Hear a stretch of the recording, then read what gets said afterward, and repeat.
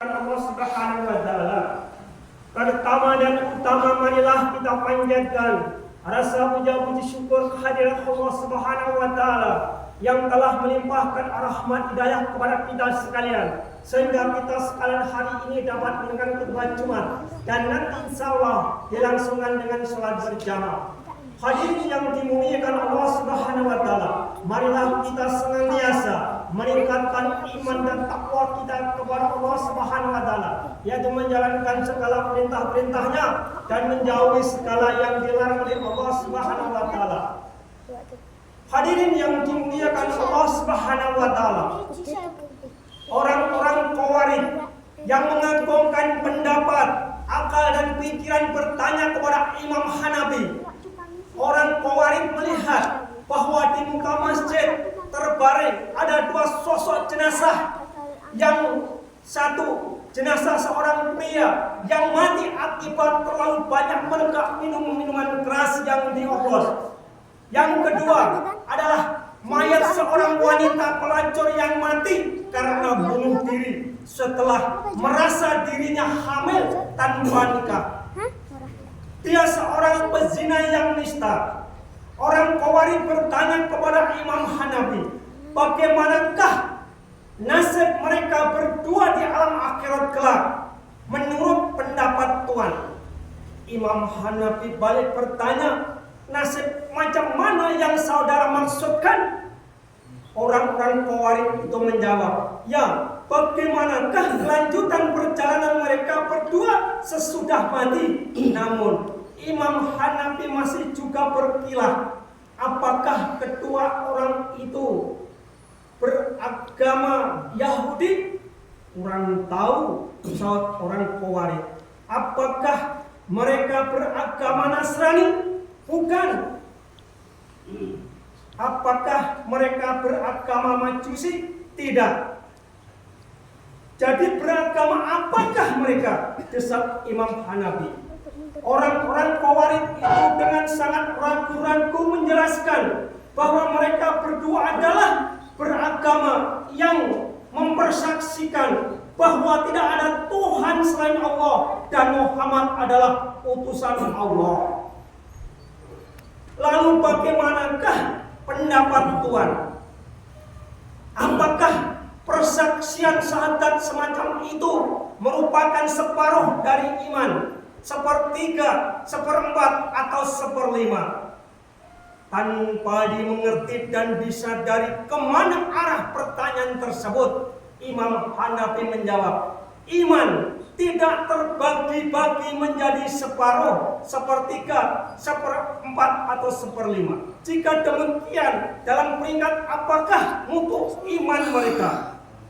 Jawaban Imam Hanafi makin menyudutkan lawan-lawannya tanpa bisa berdalih-dalih. Dengan sejujurnya, orang-orang Khawarij itu mengatakan bahwa iman adalah suatu kesatuan. Oleh karena itu akhirnya Imam Hanafi lantas berkata, kalau begitu apa gunanya kalian bertanya kepadaku tentang nasib dan kelanjutan perjalanan kedua jenazah tersebut?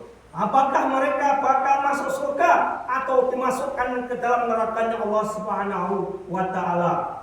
Seraya tersenyum, Imam Hanafi menjawab, kalian tentunya masih ingat bukan? Manakala Nabi Ibrahim alaihissalam berhadapan dengan suatu kaum yang melakukan dosa melebihi kadar maksiat, kadar hina, dan kadar minuman keras terhadap kedua jenazah itu. Di dalam surat Ibrahim ayat 36, Al-Quranul Karim menceritakan bagaimana Ibrahim berkata kepada kaumnya itu, barang siapa mengikuti agamaku, mereka adalah golonganku. Dan barang siapa mendurakiku, maka engkau Allah Subhanahu wa ta'ala Maha Pengampun lagi Maha Penyayang.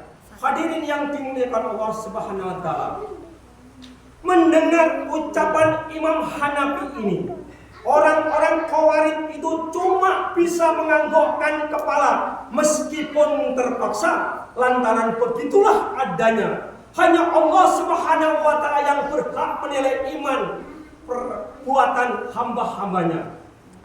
Dan ketahuilah bahwa di hari kiamat kelak manusia akan ditempatkan sesuai dengan tingkatan amalnya masing-masing, yaitu di dalam surga atau neraka.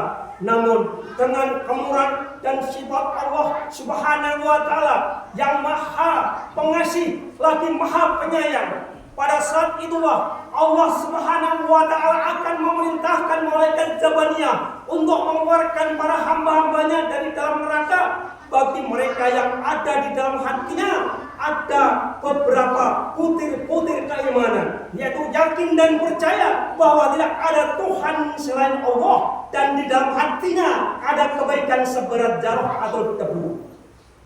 Di dalam hadis sahih ditegaskan bahwa sesungguhnya orang-orang mukmin itu tidak kekal di dalam neraka. Setelah mereka dicuci bersih, akhirnya dimasukkan ke dalam surganya Allah Subhanahu wa Ta'ala karena rahmat dan ampunannya. Rasulullah bersabda sebuah hadis bahwa orang-orang yang merasa takut kepada Allah dan senantiasa ingat kepada Allah dalam suasana dan keadaan bagaimanapun, senang susah kaya miskin, di hari kiamat kelak bakal dipanggil untuk dikeluarkan dari dalam neraka dan dimasukkan ke surganya Allah buat selama-lamanya. Demi masa, sesungguhnya manusia berada dalam kerugian kecuali orang-orang yang beriman dan beramal soleh dan mengerjakan kebaikan serta saling menasihati dalam kebenaran dan menasihati dalam kesabaran.